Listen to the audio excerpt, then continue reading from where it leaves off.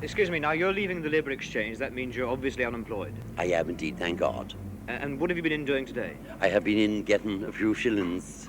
This is what, national... This is a lovely country. Really? Well, I have several things, you see. I have the unemployment benefit, thanks be to God, and I have the milk allowance, and I have the family allowance, and I have the social security. Tis a grand country altogether. It's a lovely morning. But you don't sound to me as if you're from Northern Ireland. Oh, I'm not, more's the pity. I have always regretted that sort of thing, you see. I've always regretted that. I'm not. I'm from the south. Well, do you just come up and collect the money every Friday? I do. There's a decent man runs me in a taxi every Friday, and I come up and I get me a few shillings and I go back again, do you know? But that surely isn't allowed. It's not allowed. Oh, yes, there's a lot allowed. As I was saying, I have the family allowance, and that's allowed, and all the allowances are allowed. It's very good. No, what I mean is... It's a great country. No, if you're not a native of this country, you Oh, can't I am. collect I'm it. Irish. We're all Irish. Well, it's hard to find employment in my line, you see. I'm a sweeper up after coronations, you see, and I haven't worked since Her Glorious Majesty was last crowned, you know. But I come along. I was anxious to work. I would like to work, but it's hard in these times, you know. Well, have you tried getting a job? Oh, many times I have tried. I have been in below. I was talking to a gentleman, a nice civil man he is, thanks be to God. And he added up, you see, what I was getting. Well, I have 18 children, do you know.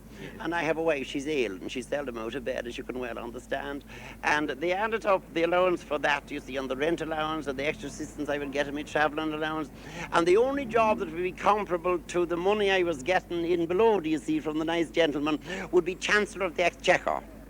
And I thought about the position of the Chancellor of the Exchequer, but to tell you the truth, I didn't fancy it. It would mean me getting out of bed in the morning, and I try to avoid that. You're a decent man, it's nice to speak to you, it's friendly to see you.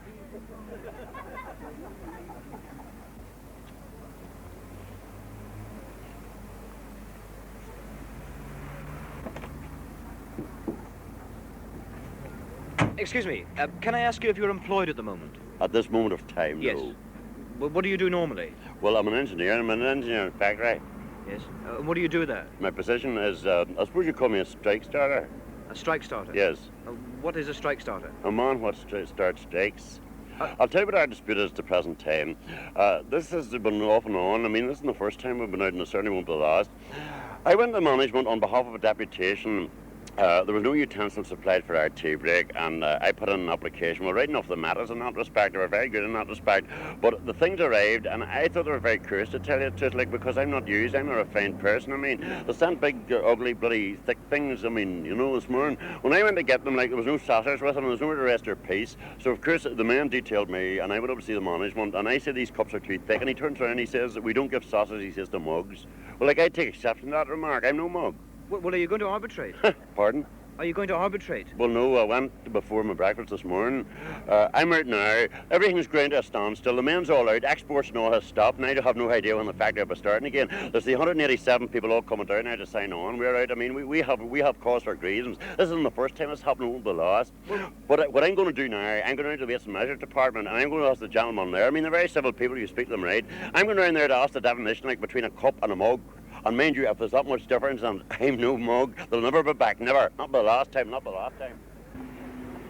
Excuse me. Ah. Well, there's no point in asking you if you're employed. You're obviously in the UDA or the IRA. No.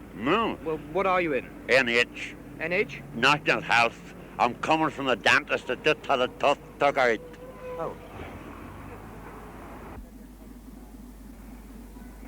Can I ask you, are you concerned about the labour problem? I think I am indeed. Nobody more so, sir. Well, is your husband fully employed? You can say that again. You can say that again. So you're both fully conversant then with the labour problem? Oh, we are. Oh, nobody more so. Tell me nothing about labour. Tell you the truth, I can teach you a thing or two.